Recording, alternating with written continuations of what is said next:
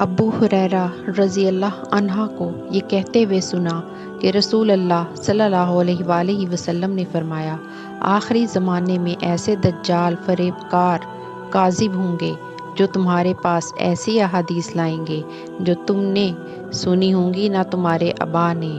تم ان سے دور رہنا، کہیں وہ تمہیں گمراہ نہ کر دیں اور تمہیں فتنے میں نہ ڈال دیں۔ حضرت انس بن مالک رضی اللہ عنہ سے روایت ہے، کہا مجھے تمہارے سامنے زیادہ احادیث بیان کرنے سے یہ بات روکتی ہے کہ رسول اللہ صلی اللہ علیہ وآلہ وسلم نے فرمایا تھا، جس نے عمدن مجھ پر جھوٹ بولا وہ آگ میں اپنا ٹھکانہ بنا لے۔ حضرت ابن عمر رضی اللہ عنہ نے روایت کی، آپ صلی اللہ علیہ وآلہ وسلم نے فرمایا، اسلام کی بنیاد 5 چیزوں پر رکھی گئی ہے: اللہ کو یکتا قرار دینا، نماز قائم کرنے، زکوٰۃ ادا کرنے، رمضان کے روزے رکھنے اور حج کرنے پر۔ ایک شخص نے کہا، حج کرنے اور رمضان کے روزے رکھنے پر؟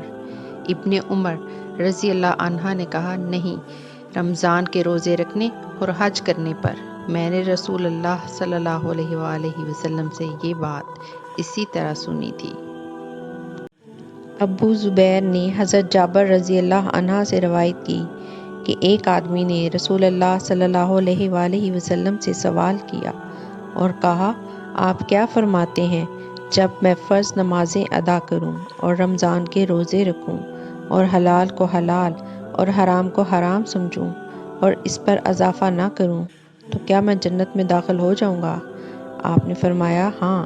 اس نے کہا، اللہ کی قسم، میں اس عمل پر کوئی اضافہ نہیں کروں گا۔